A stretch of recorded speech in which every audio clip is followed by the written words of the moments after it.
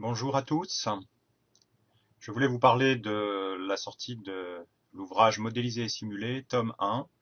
que Marc Zilberstein et moi-même nous co-dirigeons et qui sort donc aux éditions Matériologiques.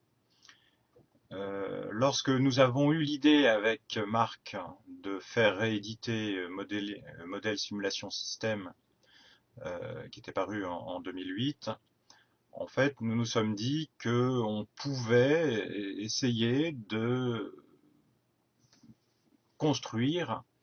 un panorama assez vaste de l'état actuel de la modélisation et de la simulation dans les sciences,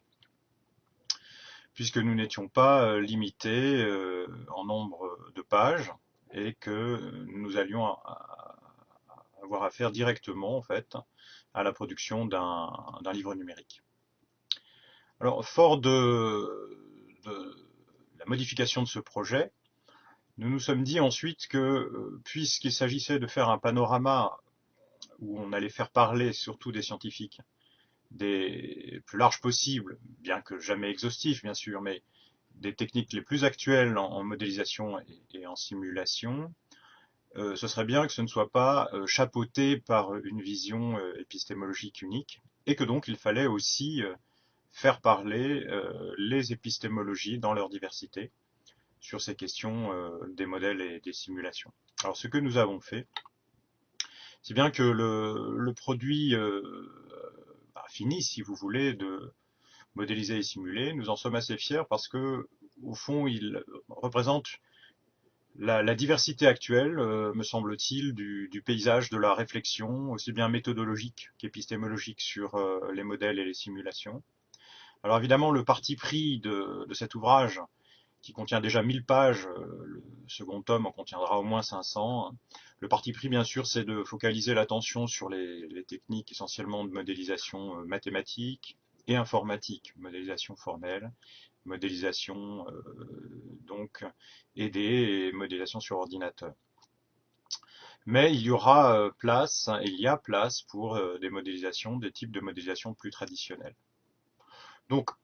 encore une fois, retenir cette idée d'une diversité épistémologique, des analyses épistémologiques aussi bien théoriques qu'appliquées donc sont publiées dans cet ouvrage. Et les scientifiques, quant à eux, lorsqu'ils sont convoqués, et ils sont majoritairement convoqués, leur chapitre constitue plus des 2 tiers des chapitres de l'ouvrage, proposent soit de la méthodologie sur des études de cas particuliers, en fait, hein, soit de la méthodologie comparative, avec une certaine profondeur de champ de type historique, et qui est fort précieuse également pour le philosophe ou le scientifique qui est en train de se former, qui fait sa thèse, ou le chercheur en exercice.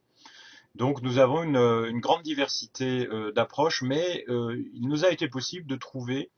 une unité, et nous avons rassemblé les analyses scientifiques en 3 grandes parties, classiquement,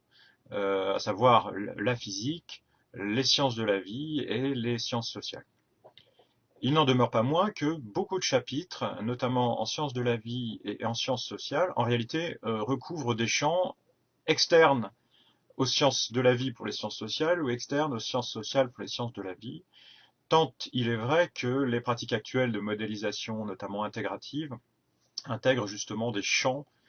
différents et des disciplines différentes à l'intérieur des champs scientifiques. Mais il nous a semblé utile quand même de conserver cette classification traditionnelle selon les objets, de manière à ce que le lecteur ne s'y perde pas. Et puis le deuxième avantage, c'est que justement, on perçoit que nous avons un peu atteint un de nos objectifs, qui est une sorte de panorama, puisque les champs sont représentés de manière assez égale, même si toutes les disciplines ne sont pas représentées, nous en avons conscience, mais le champ de la physique est assez bien représenté, notamment avec l'astrophysique, mais pas seulement. Les sciences de la Terre, les sciences du climat sont représentées. Le champ de la biologie est représenté dans sa diversité, échelle moléculaire, échelle cellulaire, biologie des systèmes également. Et le champ très vaste également est hétérogène à certains égards des sciences sociales. On y a aussi bien des modèles socio-environnementaux que des modèles plus proprement géographiques, hein, ou une réflexion même sur certaines pratiques qui sont émergentes de simulation en histoire. Donc une grande variété et une complémentarité donc entre tous ces travaux. Encore une fois, on a conçu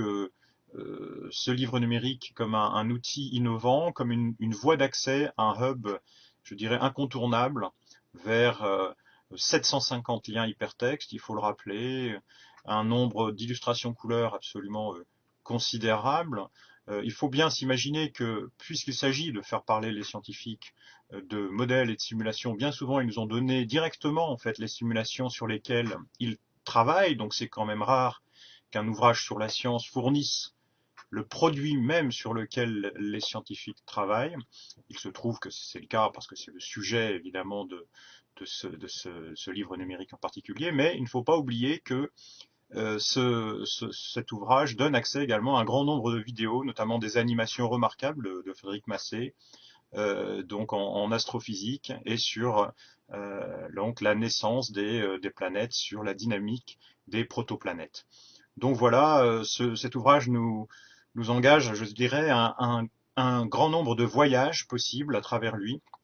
mais aussi à des cheminements rigoureux, puisque l'analyse conceptuelle, l'analyse comparative, à chaque fois a été demandée par Mark Silberstein et par moi-même. Et nous avons veillé à ce que la qualité des textes soit, de ce point de vue-là, la plus homogène possible. Voilà, je vous remercie de votre intérêt.